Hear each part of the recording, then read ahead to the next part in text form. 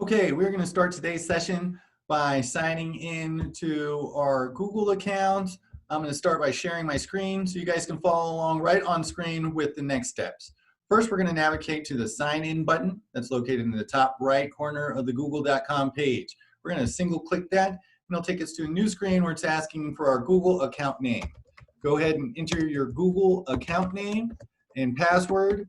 Remember that this information is case sensitive, so take your time entering it. That way you can successfully sign in.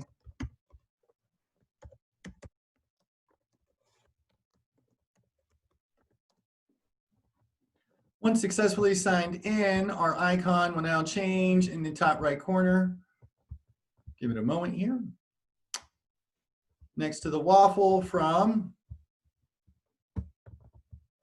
nothing to a circle with a capital letter in it. The J indicates that it's the first letter of my Google account name, and it also is an indication of an icon that you've successfully signed into the Google suite. From there, I'd like to go ahead and click on the waffle, which is directly left of that circle with the capital letter in it, indicating that we're signed in. The waffle will open up some other G Suite options. For today's session, we are going to concentrate on the one called Google Meet. Google Meet is the video conferencing software that Google offers. It's pretty cool, pretty intuitive, and I'm going to go ahead and walk you through how to go ahead and set that up here in a moment. So generally, to go ahead and enter into a Google meeting, you'll either want to start a meeting, which is this blue button over here to the left side, or you can enter a meeting code. If somebody has already generated or created a meeting and then has sent you an invitation with that meeting code, that is where you would enter that meeting code, and then the join button in this middle area would illuminate. I also want to point out the join button is in this area if you wanted to go ahead and connect. So the start a meeting and join are both viable options. To start a meeting, though, you do need to be signed into your Google account. But the best way that I recommend to go ahead and set up a meeting for you, your friends, your family members, coworkers, is just actually go back to our waffle. So that was at the Google homepage when we're signed in, next to our icon, those 9 dots.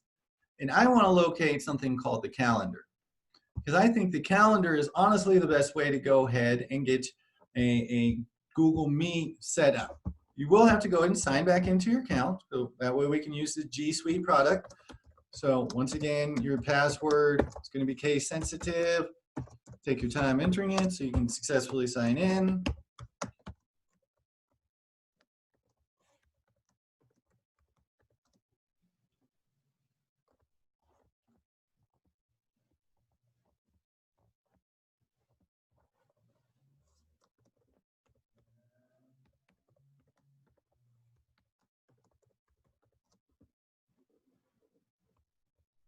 And once we are successfully signed in, our view starts to look a little more like a traditional calendar.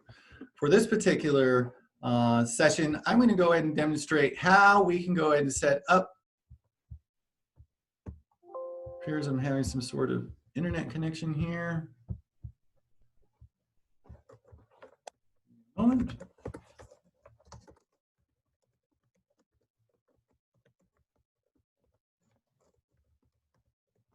Now that we're back into our calendar, I can show you how to successfully set up a meeting.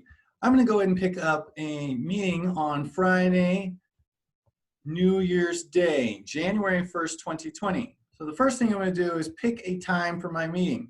Say I wanted to go ahead and do it noon on that date. I'd come to about that middle section, and I'd select the time that I'm looking for. Then I'm going to go ahead and put it in the corresponding day. So for this example, we're going to do noon on Friday the 1st. I'm going to double click and close to that area as I can, and you'll see a new screen will open, which allows me to enter the details specific to that meeting. So we're going to go New Year's Meet and Greet. Say I want to send this to some of my friends and family so we can have a nice meeting at noon. Here it'll allow us to select the date.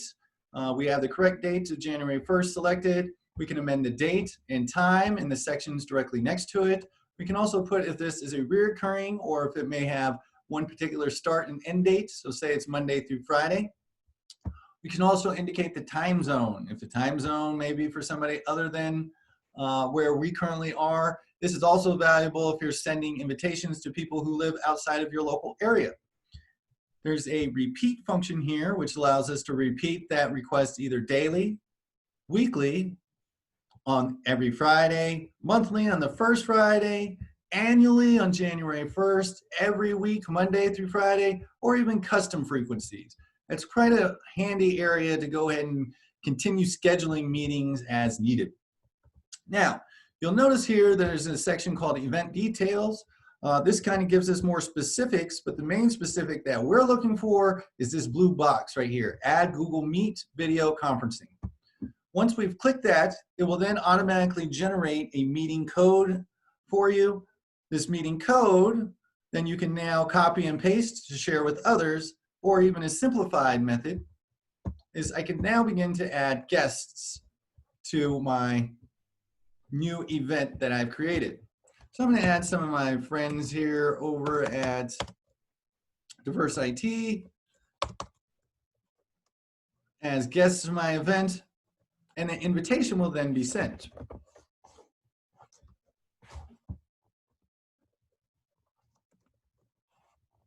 You can enter people in your organization, meaning they have the same email ending as yours. All of ours have Alante Secure, or you can even invite people outside of your organization, like my buddy Connor here. But the email will be sent to that email address, and with that, it will have that Google Meet link. Once that individual has that Google Meet link, they then can go ahead and join your meeting once your meeting is up and running. So they try to make this process pretty simple for you. You can, again, start a meeting without having to go ahead and create a calendar invite, but I highly recommend the calendar invite. I'm going to go ahead and hit save to go ahead and send out that invite. You might see a warning here letting someone know that it is outside of your organization. That's perfectly okay. It's just letting you know you're inviting people that generally have a different email than yourself. I'm going to go ahead and hit invite external guests, and you now see this event has been added to my Google Calendar. I can now double click on the event, and I can edit any of the details that I wish. I could change the date, the time. I can change the guests. If I want to remove guests, I can just simply click on the guest list to remove them.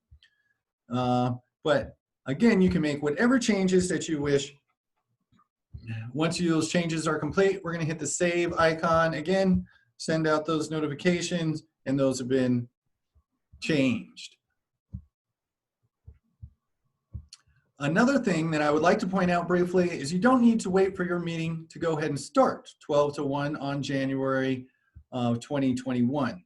I can also hit join with Google, and that link will be live for me to go ahead and join that meeting immediately. So say you and another person share that link or have used the link in the past, you're more than welcome to go hit join with Google. And then now the Meet application will go ahead and open, and you'll be able to go ahead and join the meeting as requested.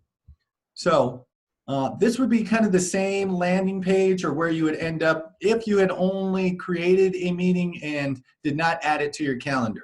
The next screen that you would get would be something to this effect, asking would you like to turn on your camera and your microphone, and then lastly, join. So once again, we now have signed successfully into our Google account.